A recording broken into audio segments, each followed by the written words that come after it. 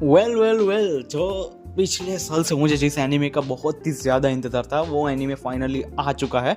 Dan का season 2 आ चुका है। इसका फर्स्ट एपिसोड अभी देख के आया हूँ। भाई क्या ही गजब बना है। पिछले साल का जो एनीमे था एकदम ही क्रेजी, एकदम ही वियर्ड चीज़ों से भरा था।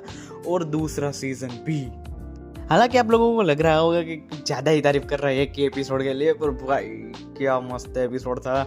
कॉमेडी ले लो, एनिमेशंस ले लो, स्टोरी ले लो, वियर्ड चीज़ें ले लो, कुछ भी सारी चीज़ में ये एक्सेप्ट लेवल अप करते ही जा रहे हैं। तो एपिसोड के बारे में बात करने से पहले थोड़ा सा रिकैप ले लेते हैं सीजन 1 का। तो सीजन 1 के एंड में ओकारुन, मोमो एंड जीजी तीनों जीजी के घर जाते हैं जो उसके गांव में होता है। लास्ट एपिसोड में मोमो जाती है हॉट स्प्रिंग में नहाने के लिए और ओकारुन एंड जीजी उसके घर में एक नई दीवार ढूंढ लेते हैं जो एक दीवार के पीछे होते हैं और बिल्कुल ही जुजुत्सु काइसन वाले एनीमे की याद दिला देते हैं, पता नहीं क्यों। पर जो जहाँ पे फिंगर खाने के बाद गोजो ने यूजी को रखा था वही रूम जैसा लग रहा था। हाँ, पर वहीं पे सीजन खत्म होती है और दूसरी सीजन बिल्कुल ही वहीं से शुरू होती है। तो हॉट स्प्रिंग में मोमो पे कुछ अजीब से मॉन्स्टर जैसे दिखने वाले लोग हमला कर देते हैं जो कि कीटो फैमिली से होते हैं। याद रखना, आगे काम लगेगा एपिसोड पे। पर ट्यूरबो ग्रानी उसके बैग में चुपके से आ जाती है और उसे बचा लेती है। और वहाँ पे जीजी और ओकारुन के घर पे आंटी हमला कर देते हैं जो बिल्कुल ही वही लोगों की जैसे दिखती है जिन लोगों ने मोमो पे हमला किया था हॉट स्प्रिंग में। हॉट स्प्रिंग से निकलने के बाद मोमो सीधी जाती है एक श्राइन पे जाती है जहाँ कोई स्नैक लेजेंड का होता है। वहाँ मिल रहा है उसे एक लड़का और वो उसे बताता है कि ये कोई एक स्नैक लेजेंड है जो वोल्केनो में रहता है। जब भी ये स्नैक भूखा रहता है तब वोल्केनो इरप्ट होता है और लावा निकलता है। तो लोगों ने वहाँ रहते लोगों ने हल निकाला कि क्यों ना हम ह्यूमन सैक्रिफाइस करें ताकि स्नैक भूखा ना हो और वोल्केनो इरप्ट ना हो। तो 200 सालों से ये एज अ रिचुअल चल रहा था और ये रिचुअल वही लोग कर रहे थे जिन लोगों ने मोमो पे अटैक किया और अब जीजी और ओकारुन के पास भी है, यानी कि द कीटो फैमिली।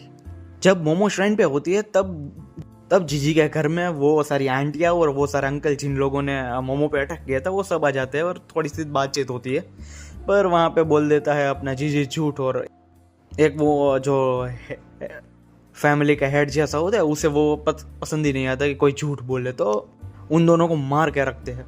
और तभी एंट्री होती है घर में मोमो की और एक फुल जोरदार मस्त एक्शन सीक्वेंस आती है, वो भी वाइड कैमरा एंगल्स के साथ, जिसमें शुरू में तो मोमो जीत ही जाती है। पर जब वो ग्रैनी जो सबकी हेड होती है, सबसे एल्डर भी होती है, वो आती है तब बहुत मार खाती है मोमो। और वो जो रूम जीजी एंड ओकारुन ने ढूंढा था उसके अंदर डाल देते हैं जहाँ पे क्विक सैंड होती है, उसके लिए वो अंदर सिंक होने लगती है।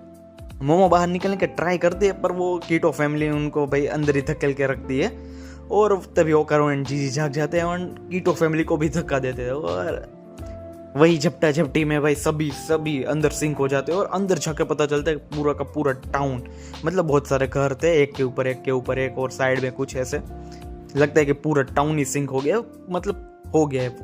उस पे पहुंच जाते हैं और वहां पे दर्शन होते हैं हमें द ग्रेट लेजेंड एल्डर तो नहीं बोलूँगा, पर वो लेजेंड साहब जिसकी वो श्राइन थी और 200 साल से ये गांव के लोग जिसको ह्यूमन सेक्रीफाइस देते थे, वो सांप जो कि सच में सांप भी नहीं होता पर एक ग्रेट अर्थवॉर्म होता है। यहाँ पे हॉलीवुड की एक मूवी थी उसका रेफरेंस दिया है, सैंड वॉर्म होता है वो।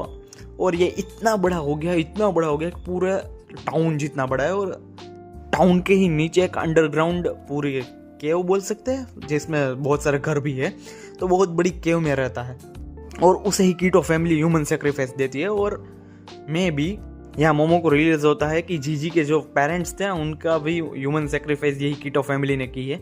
अब वो सेक्रीफाइस करने वाले थे जीजी का। पर आता है कहानी में ट्विस्ट, वो जो स्नैक था मतलब कि सैंड वॉर्म, वो कीटो फैमिली को ही खा जाता है। जीजी, मोमो एंड ओकारुन उस वॉर्म से बचने के लिए एक घर में घुसते हैं, पर वो सैंड वॉर्म के मुंह के आसपास जो टेंटिकल्स होते हैं उसमें से गोल्डन लाइट निकलती है और वो पड़ जाती है मोमो एंड ओकारुन पे और ओकारुन आउट ऑफ कंट्रोल हो जाता है, मतलब कि उसकी जो टर्बो ग्रानी वाला फॉर्म था वो बाहर निकल जाता है। वो ट्राई करता है जीजी को खाने की एंड बस वहीं पे एपिसोड खत्म हो जाता है। और आगे के एपिसोड के भी थोड़ी हिंट देते हैं जिसका आगे के एनीमे का नाम है द एविल आई, जिस नाम से एक मूवी भी रिलीज हुई थी 2-3 महीने पहले। एंड सबसे ज़्यादा जो अच्छी बात इन लोगों ने की है वो है इसका इंट्रो एंड आउट्रो। भाई क्या आर्ट सी बना है, एकदम ही मस्त। भले समझ में कुछ नहीं आता पर जो वाइब है इसकी बहुत मस्त है। और ऐसा नहीं है कि सिर्फ इंट्रो ही अच्छा है आउट्रो नहीं है, आउट्रो दोनों में एकदम अलग ही एस्थेटिक यूज़ की है और दोनों ही इतने मस्त लग रहे हैं। तो बस यही था एपिसोड 1। मैं काफ़ी ज़्यादा एक्साइटेड हूँ। वैसे तो मैं सिर्फ एक एपिसोड पे ही वीडियो बनाना चाहता था। अगर आप लोगों को चाहिए कि एपिसोड वाइज हर हफ्ते एक वीडियो बनाऊँ तो मैं ज़रूर बनाऊँगा, वरना सीधे 12 एपिसोड के बाद ही मिलते हैं, सीज़न ख़त्म होने के बाद।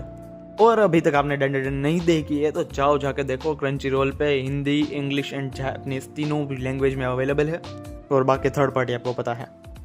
और आप बताइए डंडन आपको कैसा लगा? भाई मुझे तो ये एपिसोड बहुत ही बोंकर एकदम ही लगा, चुम्मेश्वरी। आप बताइए आपको कैसा लगा। तब तक के लिए देखते रहिए एनिवर्स। मिलते हैं, बाय।